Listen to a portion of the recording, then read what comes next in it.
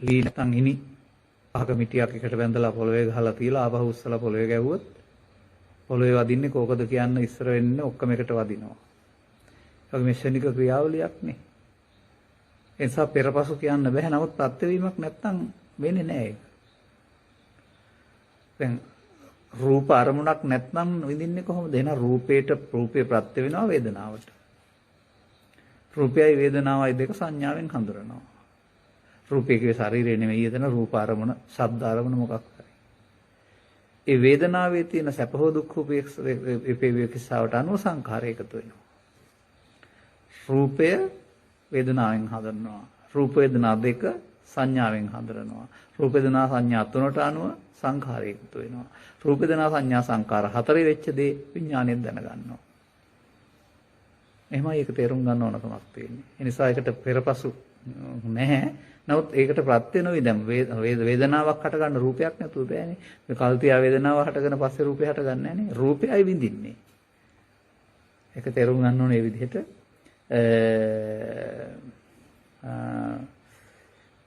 එතකොට මුළු දන්නේද යන්න හා පංචස්කන්ධයේ ඇතිවීම නැතිවීම අරමුණක් පාසා සිදුවන්නේ කෙසේද යන්න උදාහරණයක් අතරින් පැහැදිලි කරන්න.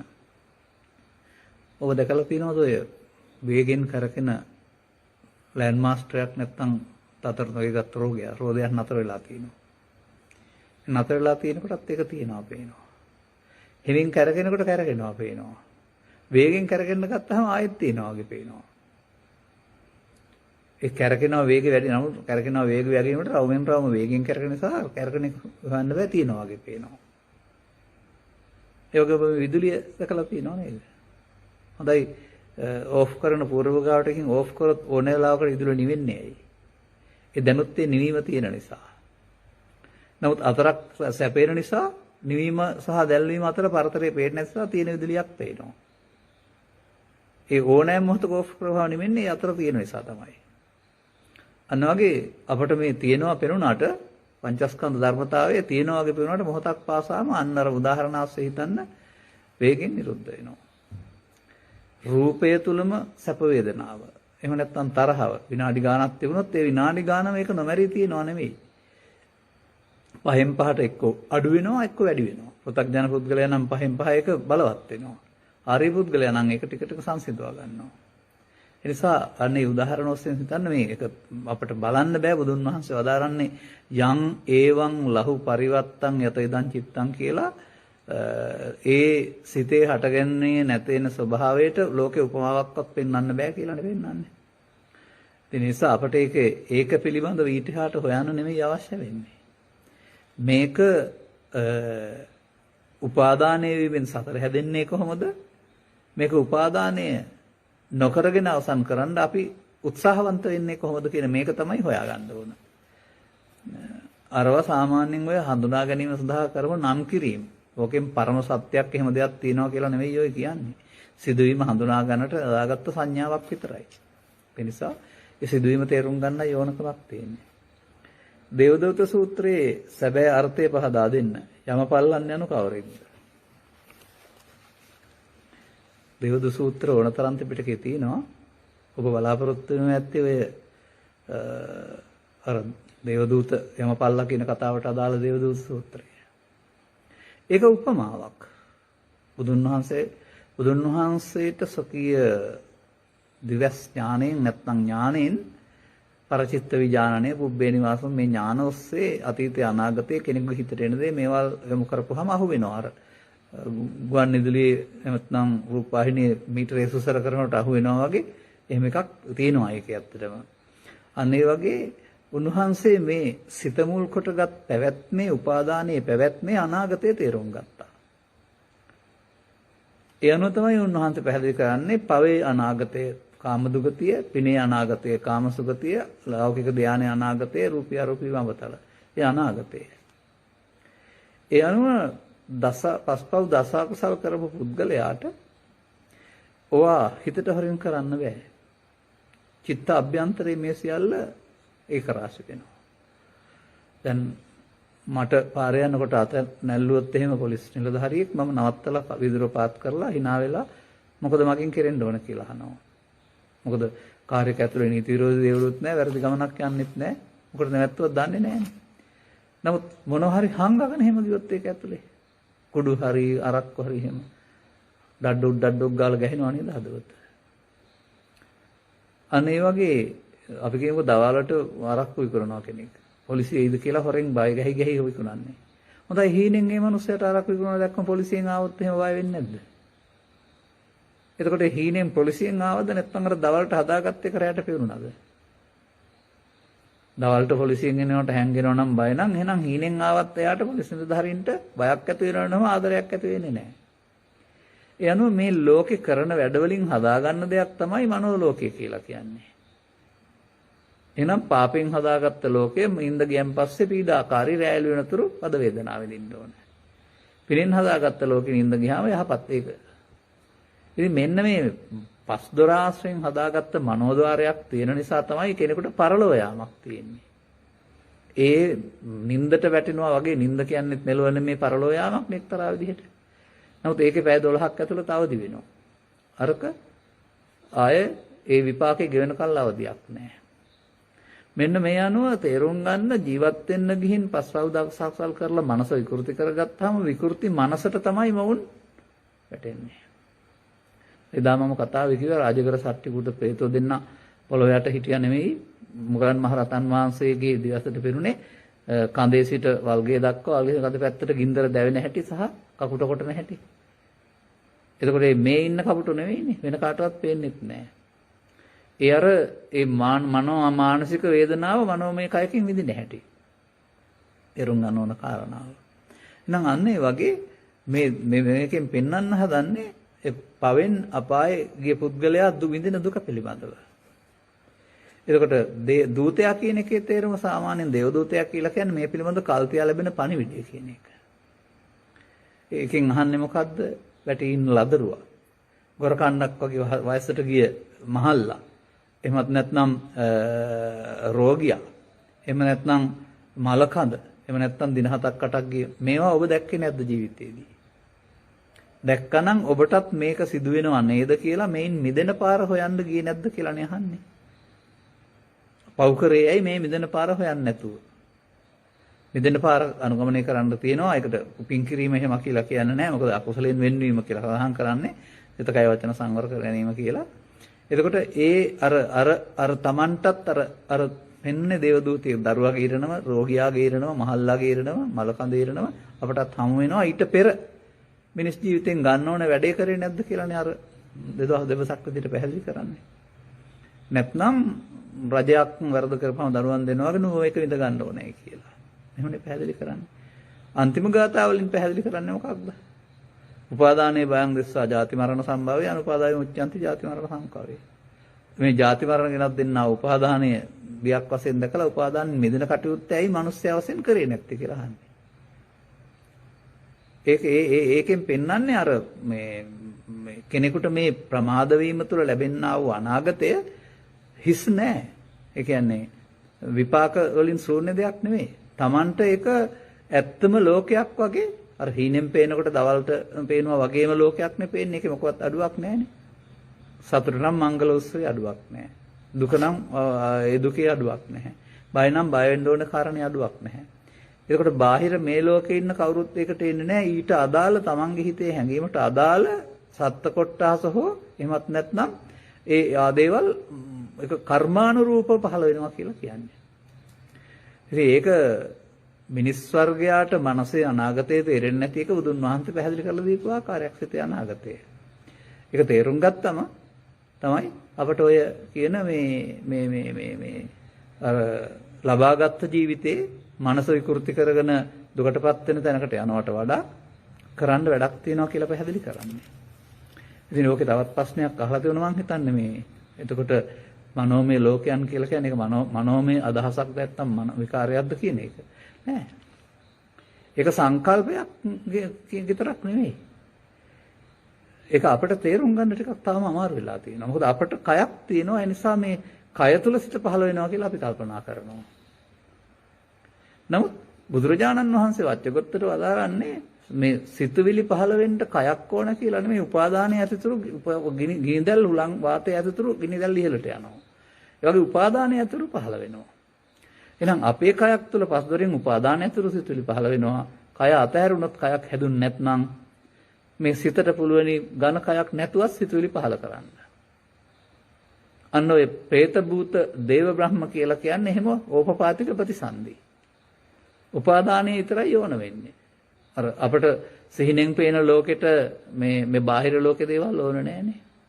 කයේ ශක්තියක් තියෙන නිසා ඒක අල්ලගෙන පහළ වෙනවා. නමුත් කයේ ශක්තිය මත නෙමෙයි උපාදානයේ මත හිතුවිලි පහළ වෙන්නේ. එතකොට බුදුන් වහන්සේගේ තේරුම් ගැනීම එහෙනම් කය අතහැරුණත් මෞකසකට ආවේ නැත්නම් අර ඕපපාතික කියන වචනෙන් සඳහන් කරන්නේ ඔය කියන මනෝමය කයකින් තිබෙන ලෝකයේ දුක් ටික.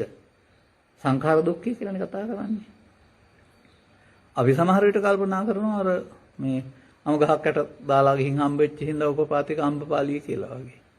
නෑ එහෙම එකක් නෙවෙයි ඊයේ පෙන්නන්නේ. එහෙනම් ඊට වඩා උපපාතික සත්තු මේ දැන් ඉන්නේ. ඔය බෝක්කු යට පාලන් යට බස් නැවතුම් වල එහෙම දාලා ගිහින් අම්මලා තාත්තලා නැති දරුවා හරි මෙහෙ. ඒ උපපාතිකදී. ඔවුන්ගෙන් ගැලවෙන්න දාලා ගිහින් එරුණාම. ඒ එරුණාම 9 මාසයක් මාස 9මාරක් මවුසක ඉඳලා පහළ වෙනවා එරුණාම ගහක් යට දරුවෝ හැදෙන්නේ නෑ. ඒ ඕපපාතික ප්‍රතිසන්දිය කියන එකේ තේරුම පටවියාපෝ තේජෝ ධාතු වලින් ඝනකයක් නොහැදෙන කියන අර්ථය කියන එක තේරුම් ගන්න. ඒකයි ඕපපාතික උපදිනා සත්වයක් ඇත කියලා දසවස්තුක සම්මාදිට්ඨිය පෙන්වන්නේ. ඒක තේරුම් ගන්න වෙනවා. ඒ හින්දා ඒක නෑ නෙමෙයි. ඒ වගේම ඔබේ මගේ ලෝකේ වගේ තියෙනවත් නෙමෙයි හදා ගන්නවා. මනසේ හදාගත්තාම ඊට අදාළ සැප දුක් විපාකය තමයි සංසාරය කියන්නේ. පවේ නම් දුක් විපාකේ පිරිය නම් සැප විපාක ධානය නම් කෙලස් යටපත් වී ගත කරන කාලය. නමුත් ඒ ඔක්කොම ගෙවෙනවා. බැලුණ එක හුලම් බහිනවා වගේ විපාක වාරයේ ගෙවුනහම ඉවරයි. ඒ ලබාගත් ප්‍රතිසන්දි කාලේ ඉවරයි තවත් වෙනකට යන්න වෙනවා. ඒ නිසා ඒකයි තේරුම් ගන්න ඕන කාරණාව. ස්වාමීන් වහන්සේ මේ ස්ත්‍රීත්වෙන් මිදී ධර්ම මාර්ගයේ ගමන් කිරීමට මා කැමැති මා කුමක් කළ යුතුද? මා සෑම පින්කමක්ම අවසානයේදී ස්ත්‍රීත්වෙන් මිදීමට ප්‍රාර්ථනා කරනවා. ස්ත්‍රී ආත්මයක් ලැබෙන්නේ පෙර පවක් නිසාද? කවුද මේ රිනවාදී සංකල්ප ඔළුවට දාලා තියෙන්නේ? මේ මිනිස් සමාජයේ පරිණාමයක්. පරීක්ෂා කරලා බලන්න ආගම් ભેදයකින්තර සමාජයේ උපදින දරුවෝ 50ට 50ක් පිරිමි ගෑනු නෙවෙයිද කියලා. එන අර 150ක්ම පව කරලා දාලා. අවුරුදු 50කට පෙර මම ජීව විද්‍යාව ඉගෙන ගත්ත හින්දා මට දැන් මතක නෑ XXYY වල ඔය මේ සංසේචනයේ හැදෙන හැටි පිළිබඳව. ඒක මේ එතන ඒ එකතු වෙන වර්ණ දේහවල ක්‍රියාකාරීත්වය. මා කියවලා තියෙන සමහර ප්‍රතිසන්දි වලදී පිරිමියා වෙලා හිටපු අය ගැහණු වෙලා ඉන්නවා. ගැහණු වෙලා හිටපු අය පිරිමි වෙනවා. ඒක ඒ මොහොතේ හටගන්න කාරණයක්. මොකද මේ කාය විච්ඡේද විද්‍යාව ගත්තහම ඔබ දන්නවා නම් අපේ කාය තුල සැඟවුණ නැත්නම් නිලින කාන්තා ලක්ෂණ තියෙනවා. කාන්තාවගේ කාය තුල සැඟවුණ පුරුෂ ලක්ෂණ තියෙනවා. මේ දෙත්ත ශරීරයක් මේ තියෙන්නේ. ඒක ප්‍රමක වෙන එක තරයි වෙන්නේ. මේක ප්‍රශ්නයක් කරගන්න එපා මේ නිවන් මඟ සඳහා.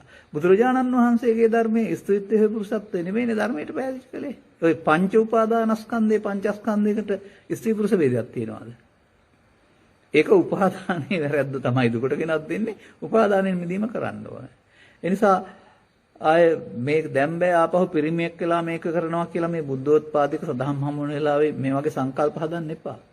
අනාගතයේ සම්බන්ධයෙන් මොනම සංකල්පයක්වත් හදන්න එපා. මගෙන් ඇහුවම මගේ ධර්ම දේශනාවල මම කියන්නේ මට ජීවිතෙන් එහා පැත්තට මොනම බලාපොරොත්තුවක්වත් නැහැ කියලා. ඒ බලාපොරොත්තුවනේ හදන්නේ සංසාරේ. ඒ නිසා පුළුවන් නම් මේ අවබෝධ කරගන්න ඕන බුදුරජාණන් වහන්සේ කොසල් රජුරවන්ට පැහැදිලි කළේ දියණියක් හම්බුණා කියලා අඬ ආපුවාම ওই දියණියත් රාජපුත්‍රයන් බිහි කරනවායි කියලා. රහත් මෙහෙණිය කියන එකේ අඩුවක් මොකක් හරි තිබුණාද? ඒ නිසා මේ බුදු සමයේ නිවන් නිර්වාණ අවබෝධයට ස්ත්‍රීත්වය කියන ප්‍රශ්නයක් වෙන්නේ නැහැ. ඒක මේ බමුණන්ගේ සමාජයේ ස්ත්‍රී පහත් කළ සැලකුවේ. විශේෂිකාවක් බාටපත් කරේ බමුණන්ගේ සමාජයේ. ඒ අර්ථයෙන් බලන්න එපා. මේක මේ මම දන්නවා සමහර කාන්තා පක්ෂය ස්ත්‍රීත්වයට කැමතියි. සමහර අය තමයි එහෙම අකමැති තියෙන්නේ. නමුත් සමාජයේදී අවල බැලුවොත් එහෙම අපි දකින්නේ කිකිලිය ලස්සන නැහැ කුකුලා ලස්සනයි. සෙබඩ ලස්සන නැහැ මොන ලස්සනයි. ඒ සත්ත්ව ස්වභාවයන්ගේ දීලා තියෙන හැටි. නමුත් හැඩ වැඩවන ගත්තාම වඩා ලස්සන තියෙන පිරිමි අත කාන්තාවද බලන්න. දැන් පිරිමි හැරිලා බලන්නේ ආපහු වෙයි. ඒ හැඩ වැඩක් තියෙන නිසා. නමුත් ඒකේ තියෙනවා පරිණාමී වගකීමක්. මව කුසක් දීලා නැහැනේ පිරිමියාට. එහෙනම් අම්මා වෙන්න බෑ. ඒ අම්මා වෙන්න දීලා තියෙන එකේ වාග්ය පරපුරක් හැදීමේ යුතුයකමක් තියෙනවා. ඒකට ආර්ථික හැකියාව ඒ ඔක්කොම පුළුවන් නම් ඒක කරන්න ඕනේ. ඒ වුණාම දුකින් අත මිදීම සඳහා උපාදානයේ වීම සහ උපාදානින් මිදීම කියන කාරණාව තේරුම් ගන්නවා. ඒ වුණාම මේ යල්පැන ගිය මේ බමණු මත අරගෙන සංසාරේ දික් කරගන්න එපා. එහෙම එකක් නැහැ. නිකන් හිතලා බලන්න මේ සමාජයේ ලංකාවේ හෝ ලෝකේ ගණන් කරලා බැලුවොත් 50%යි 50ට 50යි. එක්ක කාන්තාව සමහර විට ටිකක් වැඩි වෙන්න පුළුවන් පිරිමි බීලා මැරෙන නිසා වාහන හප්පාගෙන මැරෙන නිසා 51යි 49යි. කවදාවත් ඕක ඔය ටිහාට යන්නේ නැහැ. ඒ කියන්නේ මොන සංකල්පයක් මේ සමාජයේ තිබුණත් එක්කෙනාට එක්කෙනෙක් දීලා තියෙන්නේ. පරිණාමීය ලක්ෂණ අනුව. ඒක පිළිගන්න ඕන අපි. පිළිගන්න ඕන.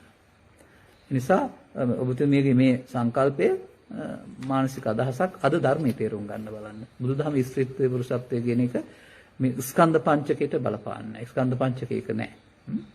ඒක දින උපාදානයේ සහ උපාදානයේ නොවීම කියන කාරණාව. යම් කෙනෙක් මානසික ආතතියකින් පෙළෙන්නේ පෙර කළ ලද කර්මයක් නිසාදයි පහදා දෙන්නේ. ඔබ ඔබේ දරුවන්ගේ ජීවිත කාලයට ගිහින් බලන්න. ಜಾති ආගමේ කුල රූප ලක්ෂණ ධනවත්කම දුප්පත්කම හීනමාන ආදී මොනවා ආතතියක් තියෙනවද කියලා. මේ ආතතිය කියන්නේ තමන් හදා ගන්න දෙයක්. අන් අයට සාපේක්ෂව රූපයෙන් අඩු බව, හීනමාන බව, අවලස්සන බව, එහෙම නැත්නම් තවත් මොනවා හරි ශාරීරික අංගෝපාංගයන්ගේ අඩු වැඩිකම් මේවා හිතට ගන්න එක මේ. ඒවා කවදාවත් අතේ ඇඟිලි 5ක් තමයි හැමෝටම තියෙන්නේ. නමුත් ඕනනම් අත් 10ක් තියලා බලන්න ඇඟිලි සමාදද කියලා කාගේවත්ම. ඉතින් ඒක ප්‍රශ්නයක් කරගන්නේ මොකටද? අන්න ඒ වගේ නාසය අරන් බලන්න නාසය ඔක්කොටම තියෙනවා නමුත් දිගින් මැනලා බලන්න සමානද කියලා කියන්නේ. අන්න ඒ වගේ මේ අපට ලැබෙන වෙනස්කම් වල පිටුපස කිසියම් ආකාරයක මේ සංසාරික බලපෑමක් තියෙනවා නැත්තේ නැහැ. නමුත් ආතතිය කියලා කියන්නේ Taman හදාගන්න පීඩනයක්. ඒක හීනමානයක් එක පැත්තකට. එහෙම නැත්නම් Tamanගේ සිතේ පවතිනා වූ එකතු කරගත්ත කාරණා ටික එන්න නොදී ගත කරන ජීවිතයක් තියෙනවා. දිනපතා වෙහෙස මහන්සි වීමෙන් හරි මත්පැන් බීමෙන් හරි වෙන වැඩක යෙදීමෙන් හරි අර පීඩනේ එන්නේ නැහැ. නමුත් මේක නිදහසේ ඉන්න ගත්තාම දැන් ක්වොරන්ටයින් සමය තුළ මොකද වුනේ? වෙනද වගේ බස් වල යන්න බෑ, වැඩවලට යන්න බෑ. ඉතින් බිරිඳ ප්‍රිය නැහැ, සැමියා ප්‍රිය නැහැ, ගෙදරට වෙලා ඉන්න වෙනවා. දැන් එතකොට අන්න අර ජීවිතේ වෙනත් වැඩකට ගිහින් මගහැරලා පුරුද්ද චිත්තාභ්‍යන්තරයේ සංගවුණා වූ මේ පීඩනය උඩට එනවා. ඒකනේ ආතතිය කියන්නේ. ඒක පෙර ජීවිතයක එකක් නෙමෙයි. පෙර ජීවිතයක නම් ඔය යම් අංග විකල මන්ද බුද්ධික එහෙම නැත්නම් ශරීර වෙනස්කම් තියෙන්න පුළුවන් කර්ම විපාකයක් වශයෙන්. ආතතිය කියන එක Taman හදාගන්න පීඩනයක්. පෘථග්ජන පුද්ගලයාට ඒක තමයි මානසික දුක කියන්නේ, සංඛාර දුක්ඛය කියලා කියන්නේ. ඒක තේරුම් ගත්තාම ඕක හිස් වෙලා යනවා. ඒක නිකන් අර බැලුණයක් ඇතුලේ තියෙන හුලං. දැන් බැලුනේ ලොකුවට පේනවනේ හුලං ගහලා තියෙනකොට. හොඳයි පිටපැත්තේ තියෙන දේවල් ඇතුලේ අතර වෙනසක් තියෙනවද? අන්න ඒ වගේ අපි හිතින් හදාගත්ත මුලාවක් කරුණාම පෘථග්ජන පුද්ගලයාට ආතතියෙන් මිදෙන්න බෑ. ඒකට වෙනස් ක්‍රම පාවිච්චි. ධර්මයේ තේරුම් ගත්තාම ඒක තමයි දුකට හේතු අස්කිරීම කියලා කතා කරන්නේ. එතකොට ඒ කියන ආතතිය නෑ. මොකද මම පසුගිය අවුරුද්දේ මාර්තු අප්‍රේල් තුල දන්න කතාවක් තියෙනවා. ඔය වගේ ඔය එකපාරටම මේ නිවෙස් වලට එන්න වුණාම සමහර අයට මානසික පීඩනයක් ආතතියක්. ඒ මිත්‍ර කතා කරලා බලපුවම එක්කෙනෙක් මේ බුදුරජාණන් වහන්සේගේ ධර්මයේ සරණින් මම ආතතියක් නැතුව ඉන්නවායි කියලා මේ කියන වණ අහලා අනිත් අයට කියලා. අනිත් අයට පුදුමයක් මේක. පසු එතුමන්ට සිද්ධ වුණා විදේශීය මේ අයත් සමග WhatsApp ඔස්සේ සාකච්ඡා කරන්න මේ තමන් මේ ආතතියක් නැතුව ඉන්න හැටි පිළිබඳව. ඒ නිසා මේ ධර්මයේ සරණ කියන එක ඔය ආතතියෙන් මිදෙන්න තියෙන කාරණාවක්. තේරුම් ගන්න ඕන කාරණාව ඒකයි. ඒක පෙස්සර ජීවිතේට පාවිච්චි කරන්න එපා. මේ ජීවිතයේ Taman සතුව පවතිනා වූ ಜಾති, ආගම, කුලය, රූප ලක්ෂණ, වැටුප් අඩුකම, වැටුප් පැඩිකම මොනවා හරි Taman හදාගත්ත ගැටලුවක්. තවත් ඉතින් කාරණා තියෙන්න පුළුවන්. අන් අයට සාපේක්ෂව. ඉතින් ඒවා අන් අයට සාපේක්ෂව අඩු වැඩි හිතන්න නෙමෙයි තියෙන්නේ. Tamanට තියෙන හැටියක්. දැන් ඔය මට උදාහරණයක් කියන්නම්කෝ මෙහෙම. ඔය දැන් පසුගිය කාලවකවාන වල මේ මම ඉන්න ප්‍රදේශයේ වටා විහාරස්ථාන හැම එකක්ම ලස්සනට හැදුනා දිනු වුණා. බලපන් මට තියෙන පොඩි පන්සලක්. මම ඉතින් සමාජයට කිව්වා අනිත් අයට ලොකු පන්සල් තියෙනවා කියලා මට පොඩි එකක් තියෙනවා කියලා 아무තු ඊනමානයක් එහෙම නැහැ. කවුරුත් කලබල වෙන්න එපා කියලා. ඊට පස්සේ අනිත් අයට වඩා හොඳට මගේ පන්සල හැදෙනවා. දැන් මට ලොකු පන්සලක් තියෙනවා කියලා 아무තු අදිමානියකුත් නැහැ. අඩුපාඩුවක් නැතුව හදලා තියෙනවා අනිත් අයට හදාගන්න තව කල් යන්න වෙයි නැත්තම් හැදිලා නැහැ. ඉතින් මේ සාපේක්ෂව බලන්නේ තමන්ට තියෙන හැටිනේ. ප්‍රශ්නයක් කරගන්න මේ සාපේක්ෂව බලන්න ගියාම ඊට වඩා මීට වඩා ඔය සෙය්‍ය සත සින කියලා කියන්නේ මාන කියලා අන්න ඒ වගේ.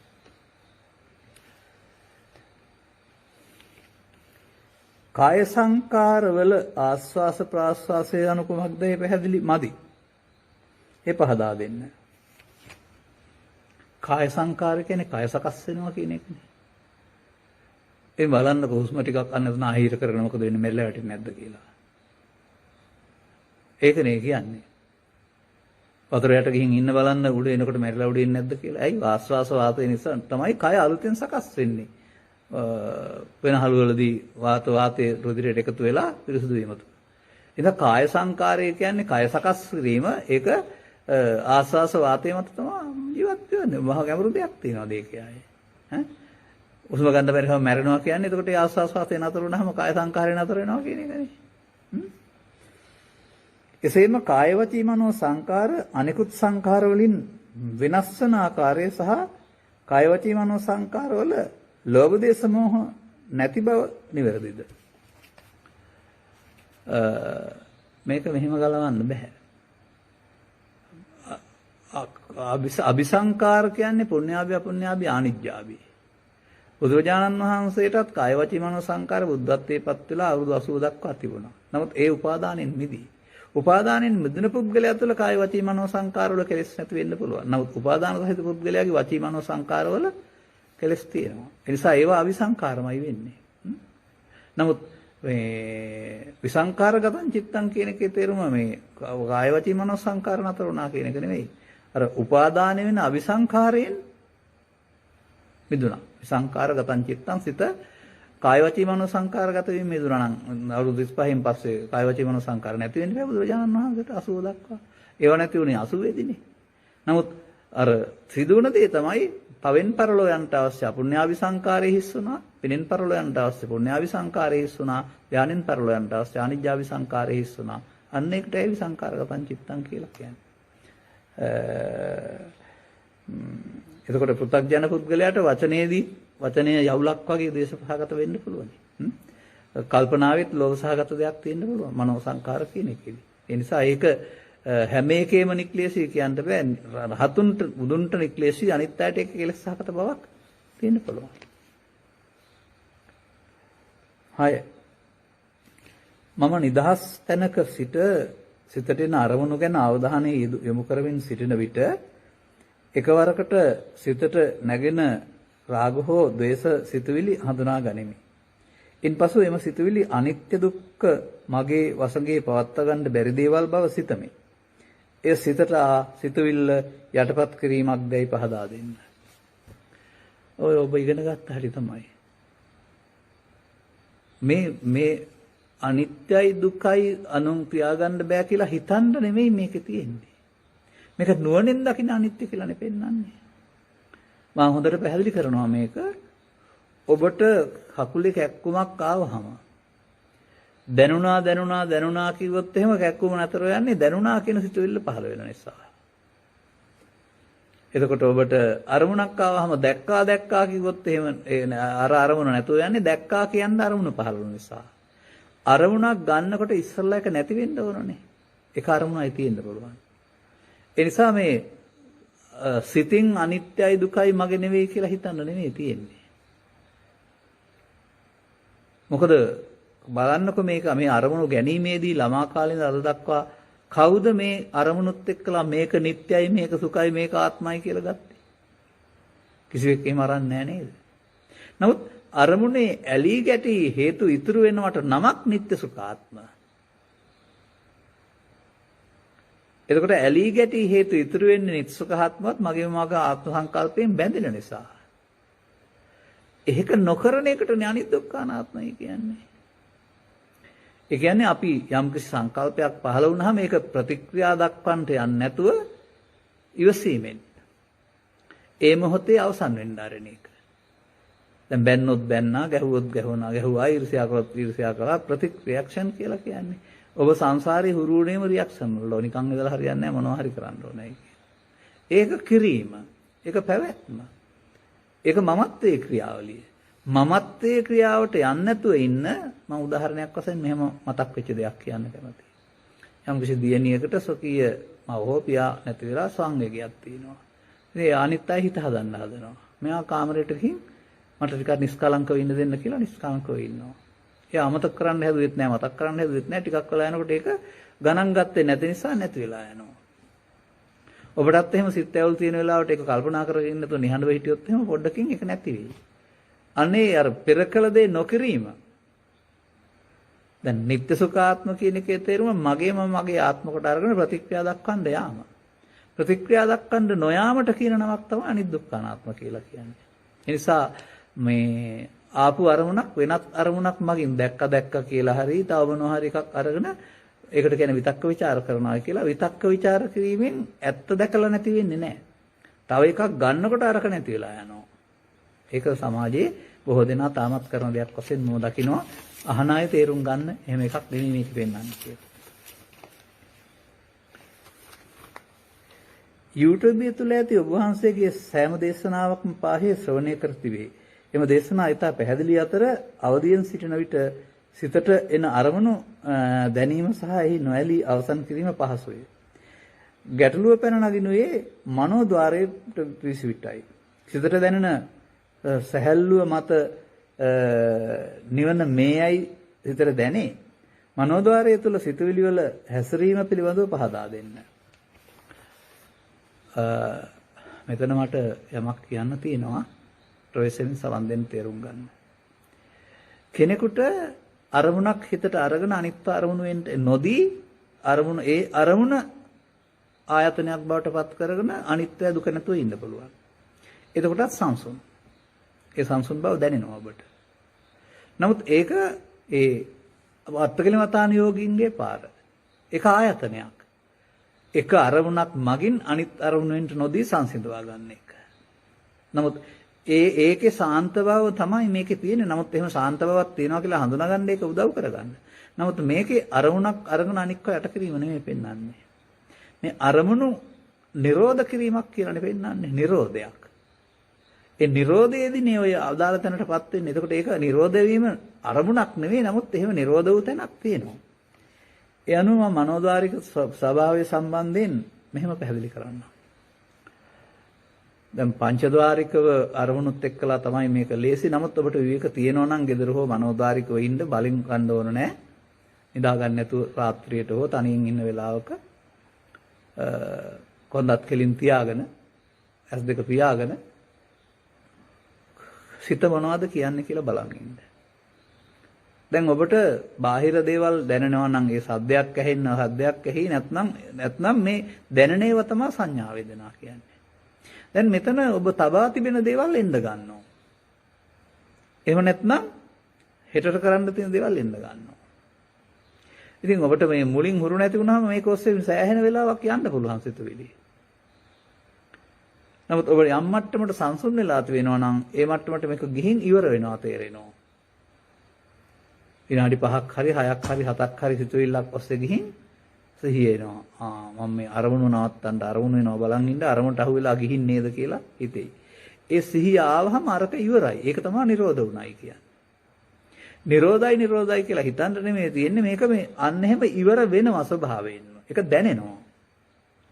නැවත කිරීම තුළ අර අරමුණු වලට දීපු අගේ මත ඇතිවෙනා වූ සිත් වේදනාව නැත්නම් ඉස්සරහදී කියන පීඩණය මුලින් තියෙන්න පුළුවන්. නමුත් මේක නැවත හදනකොට අරමුණේ නේක ඉතුරු වෙවි. නමුත් පීඩණය නැති වෙලා යාවේ. ඒ නිසා මනෝද්වාරික එකට මුහුණ දෙන්නට බලෙන් කාලය ගන්න එපා. විවේක තියෙනවා නම් කරන්න. ඉන්ද්‍රිය භාවනා සූත්‍රයේ බුදුන් වහන්සේ වදාළේ ඊට වඩා ලේසි. දැන් ගැටෙනකොට තමන් ඇතුළත තියෙන කොටස එන බව දැක්කම තමන්ගේ අඩුපාඩුව පෙන්වන්න බාහිර උදව්ව රූපයේ, ශබ්දයේ, ගන්ධයේ, රසයේ ප්‍රතික්‍රියා දැක්කු කෙනා උදව්වක් නේද කලේ කියලා තමා දකින්න මහන්සි වෙන්න. තමා දකින්නවා කියන්නේ තමන්ගේ උපන් කාම විතර්කය, ව්‍යාපාද විතර්කය හෝ විහිංසා විතර්කය තිබුණ නිසාව කියන එක දකින්න. ඒ නිසා මනෝද්වාරිකව තයිරොයිඩ් අසනීපේ නැත්නම්, රුධිරයේ සීනි නැත්නම්, පාඩි වෙලා ඉන්න අපහසුාවක් නැත්නම්, සිහිය එකඟ කරගෙන ඉන්න පුළුවන් නම්, නැත්නම් එහෙම ඉන්න පුළුවන් නම් අපහසුාවක් නිදි මතකින්තරව ඒ පුද්ගලයාට මනෝද්වාරයට එන්න ඇරලා ඒ ඔස්සේ යන එක නෙමෙයි. දැක්ක කියලා අතහරින එකක් නෙමෙයි. ටිකක් දුර ගියාම නිරෝධ වෙයි. සිතුවිලි ඒක නිරෝධ වෙනකොට තමයි තමන් සිතුවිල්ලක ගියා කියන එක දැනෙන්නේ. එතකල් දැනෙන්නේ නැහැ. ඉතින් ඒක හුරු කරන්න ඕනේ. ඉතා ඉක්මනින් ඉවර කරන්න. 5 විනාඩි 10 නම් 9ට 8ට 7ට 6ට 5ට 4ට මහන්සි වෙනකොට අන්තිමට හැම දෙයක්ම එනකොටම අවසන් කරන්න පුළුවන් තැන දක්වා සිහිය දියුණු කරන්න පුළුවන් වෙයි. එහෙමයි ඒක කරන්නේ. අභ්‍යාස කිරීමනේ. අභ්‍යාස කිරීම තුළින් කරන්න ඕන කාරණාව.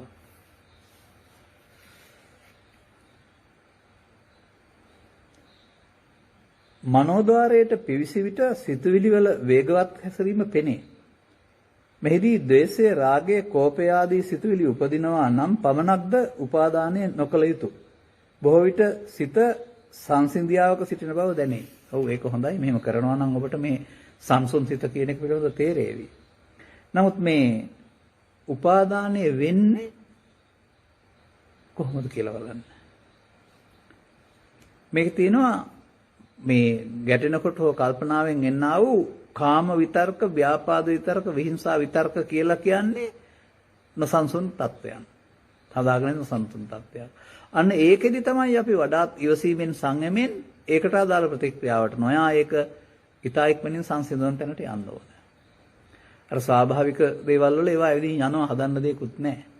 හදන්න තියෙන්නේ මේ ගැටීමක් තියෙන කාරණාවෙදී. ඒ නිසා ඒ පිළිබඳව රාග, දේශ, කෝප ආදී සිතුවිලි උපදිනවා නම් පමණක්ද උපාදානය නොකළ යුතුය. ඒ තිබුණ නිසා ආවේ ආයෙත් යන්න එපා තමයි එකෙන් කියන්නේ. ඒ ඇවිදින්නේ හදාගත්ත නිසා ඇවිත් තිබෙන්නේ. තව ඒක බාර අරගෙන ප්‍රතික්‍රියා දක්වන්න ගියොත් ආයෙත් තියෙනවා. මේ මොහොතේ මේ ඉදිරියට තැබීම තමයි නිවන මග ඇරීම, සසර හැදීම කියලා කියන්නේ. නමුත් මේ මොහොතේ ඔබට සසර හැදීම වෙනකොට නිරෝධය දකින්න පුළුවන් නම් ඒ නිරෝධය කියන්නේ ඉතුරු නැතුව අවසන් වීමට, නිකම්ම නැති වෙනවට නෙමෙයි. එතකොට භව නිරෝධෝ නිබ්බාණං කියලා ඊට එහා පැත්තේ ඔබට ඔය හදාගත්ත සංසුන්කමක් වෙනකොට අර මේ පෙන්වන මේ සංහිඳියාවක් කියලා එකක් තියෙන්නේ. ඕක පිළිබඳව දැනෙන්න පටන් ගනීවි. මෙහෙම තැනක ඉන්න පුළුවන්කමක් තියෙද්දි නේද අපි මේ කැපිච්ච පනවා වගේ මේ ලෝභ දේශ මොහ මූලිකව හැඟීම් අවශ්‍යගෙන දඟලන්නේ කියලා තේරෙවි. කොච්චර විකෘතියක් වලද ඉන්නේ කියන එක පිළිබඳව.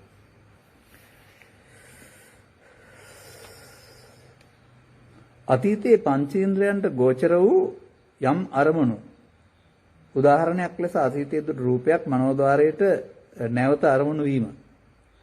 මායම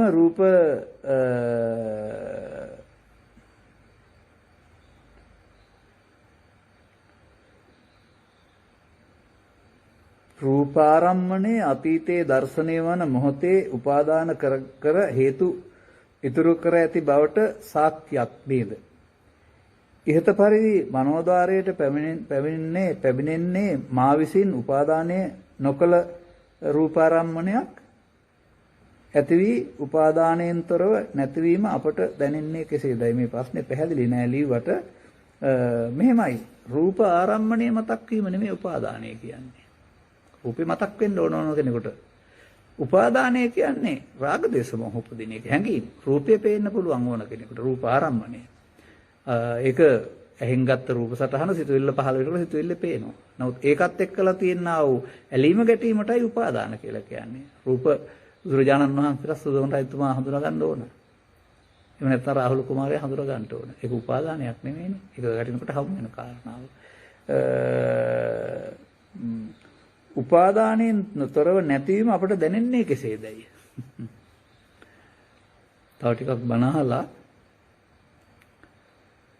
උපාදානයෙන් තොර නැති වෙනවා කියන එකේ තේරුම ඒක අනාගත ඵලයක් උපදින්න හේතුවක් නොතබා අවසන් වෙනවා. උපාදානයෙන් තොර නැති වෙනවා කියන එකේ තේරුම. ඒකට තමයි නිර්වශේෂ නිරෝධය කියලා කියන්නේ. එතන දැනෙන්නේ සංසුන් බවක් හම්බ වෙන නිසා. ඒක ඉවරයි එතනින්. ඒක මරණයටපත් වුණා. ඉතින් වෘතග්ජන පුද්ගලයාට මේ අරමුණු ඇති වෙලා නැති වුණාට මේ මරණයටපත් වෙන හැවත් මේ නිරෝධය සිදු වෙන්නේ නැහැ. ඔහු මේ අරමුණ අවසන් කරන්නේ මේකට ලෝභ දේශ මොහොත යංගන අනාගත ඵලයක් උපදින හේතුවක් තියලා. එතකොට උපාදාන නොවි අවසන් වෙනකොට එතන උපාදාන නොවි අවසන් වීම මාර්ගයයි එතන තියෙනවා දැක්කේ නැති තේරුම් ගත්තේ නැති අර මේ සංසිඳියාව කියලා මේ වචනයක් මෙයයි කියන්නේ. අන්න එහෙම තැන. ඒක තමයි ඵලය. ඒ ඵලයෙන් තේරුම් ගන්න තමන් උපාදානෙන් මිදෙනකොටයි මේක හම්බ වෙන්නේ කියලා. අනුපාදාය මුච්ඡන්ති ජාති මරණ සංඛාය කියලා නෙපෙන්නන්නේ. උපාදානෙන් මිදෙන්න පුළුවන් නම් ජාති මරණ නැති වෙනවයි කියලා.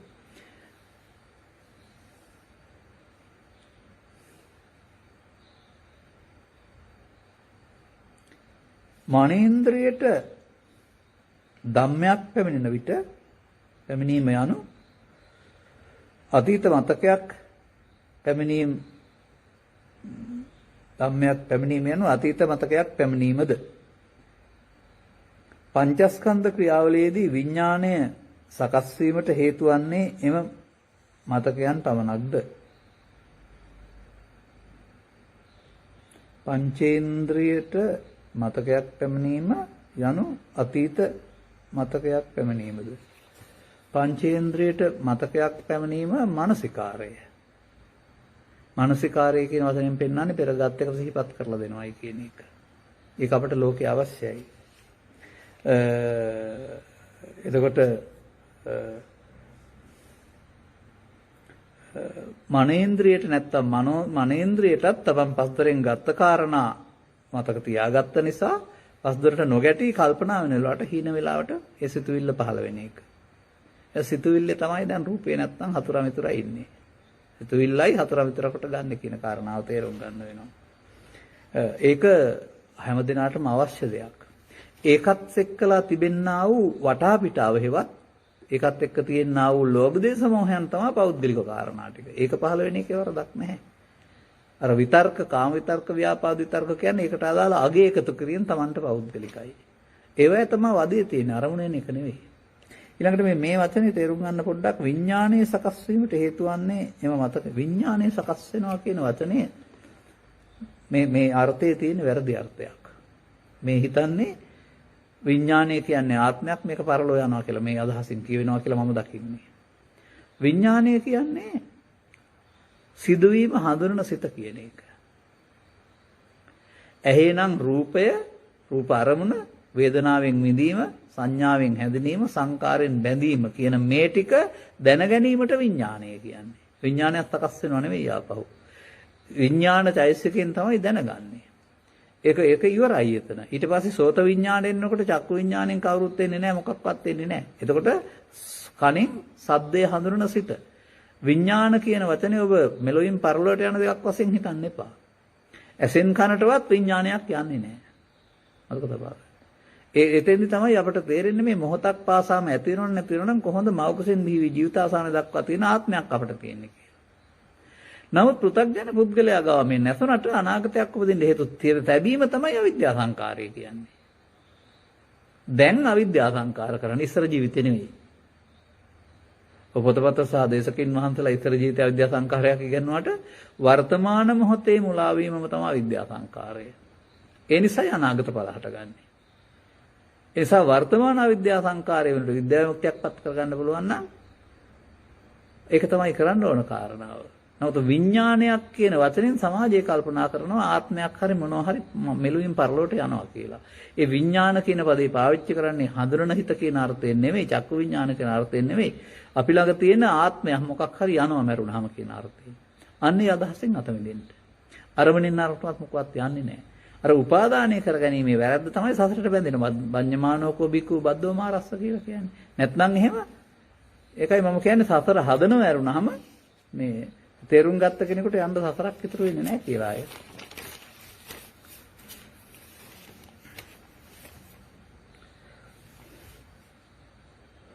උපන්න කුසල් දුරු කිරීම හා නූපන්න කුසල් නූපදීම ගැන ඔබ වහන්සේ මනාකොට දේශනා කරනසේක.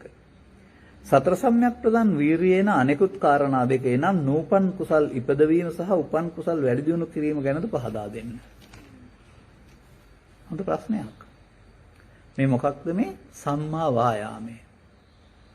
ආර්ය අෂ්ටාංගික මාර්ගයේ ආර්ය සත්‍ය සම්මා වායාමය. එතකොට තමන් කරගත්ත දේවල් හිතෙන් එනවා ඒ තමයි උපන් අකුසල්. දැන් ඒවා පවත්තන්න නැත්තම් දුරු වෙනවා. ඒ වගේම ඉදිරියට තබන්න නැත්තම් නූපන්න කුසල් නූපදිනවා. ඒක නෙමෙයි විස්තර කරලා තියෙනවා කියලා හරි කියලා කිව්වේ. දැන් කුසල් පදයට යන්න. සිද්ධාර්ථ තාපසතුමා, සිද්ධාර්ථ රජතුමා, සිද්ධාර්ථ කුමාරයා.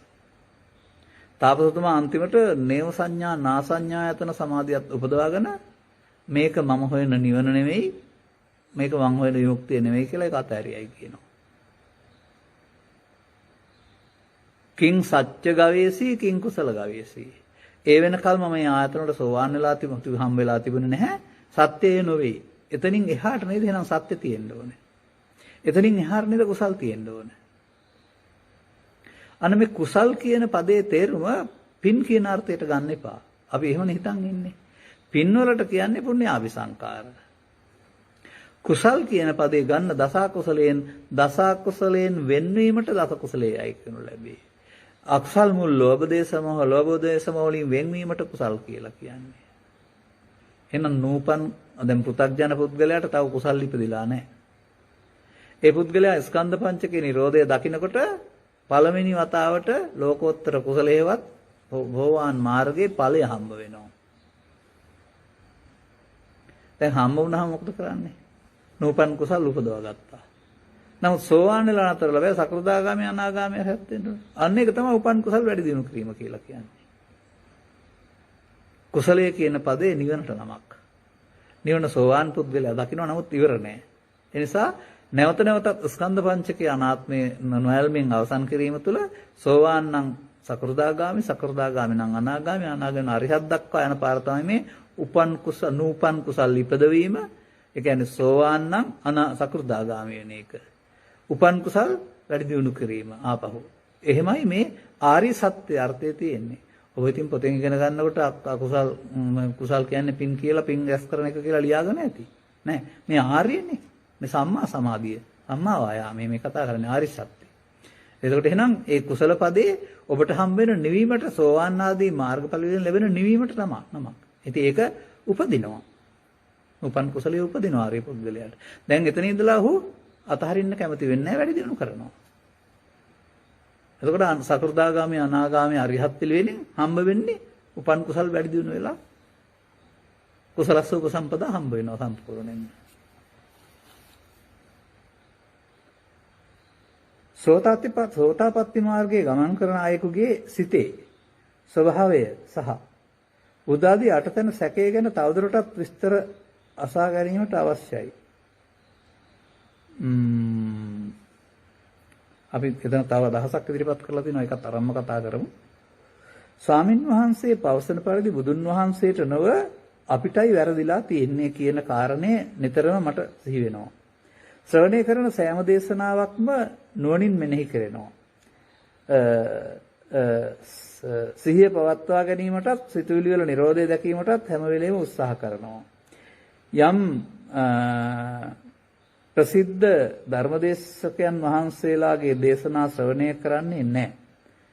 මන්දයත් මක්නිසාදයත් උන්වහන්සේලා බුදුන් වහන්සේ වැඩ සිටි සමයේ කතන්දර පමණක් කියා දෙන බැවින් මම ඒවා ගැන දැන් ලොකු පැහැදීමක්වත් විශ්වාසයක්වත් නැති නිසා එසේ මට හිතෙන්නේ තවමත් මා තුළ විචිකිච්ඡාව පවතින නිසාදයි පහදා නැහැ.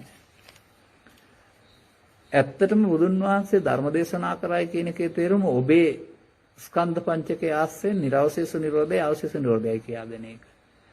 එතකොට අතීත කතා කියන්න ගියාම ඒවා අයිති වෙන්නේ රාජ කතා, චෝර කතා, ගාම කතා, නිගම කතා, දෙතිස් කතා වලට. එනිසා කලක් තිස්සේ අපිට අපි පිළිබඳ විමර්ශනයක් නැති නිසා පටාචාරාවට කිසා ගෞතමිට අඟුලිමාලට රජ්ජුමාලාට වෙච්ච දේවල්නේ බන කියලා ඇහුවේ. අපි ගැන බැලුවේ නෑනේ. ඒ නිසා අපි ගැන බලන්න හදා ගන්න කතන්දර ඉතිහාසයේ ඉතින් ළමයින්ද හොඳ කාරණයක්. ඒ වගේම මේ බුද්ධ ආදී අටතන සැකය ගැන තවදුරටත් දැනගන්න අවශ්‍යයි කියන එක අයෙක් සිතේ සෝතාපට්ටි මාර්ගයේ ගමන් කරන අයෙකුගේ සිතේ ස්වභාවය. සිතේ ස්වභාවය ඔහු කැමති නෑ අරමුණු පවත්වන්න. ඔහු ඊතා ඉක්මනින් අරමුණ සංසිඳවන්න කැමති වෙන්නේ. මන්දයත් ඉන්ද්‍රිය භාවනා සූත්‍රයේ පෙන්නනවා මේ උපන් මනාපයට අමනාපයට වඩා යම් උපේක්ෂාවක් ඇද්ද ඒ සාන්තයි ප්‍රණීතයි කියලා. එහෙනම් උපේක්ෂාවටපත් වෙන්න ඉතාලත් මම උත්සාහ කරන්නේ. අර ඔස්සේ ගිනිගෙන දැවෙන්න නෙවෙයි. විදර්ශනා උපේක්ෂාව කියලා කතා කරන. ඒ ස්වභාවය එහෙමනම් තේසං ූපසමෝසුකෝනේ අර සංකාරයන්ගේ සංසිඳීමේ සැපතට ඔහු කැමතියිනේ. දැන් අර අනිත් අය අර ඉංගියක් පෙන්ලා තිබුණේ මෙහෙම සංසුන් ස්වභාවයක් දැනනවායි කියලා. ඒක තමයි සිතේ ස්වභාවය. වඩාත් සංසුන් වෙන්න තියෙන කැමැත්ත. එතකොට ඒක මාර්ගයේ ගැනීමේදී ස්කන්ධ පහ උපාදාන නොවි නිරෝධ වෙනකොට හම්බ වෙන ඵලයයි.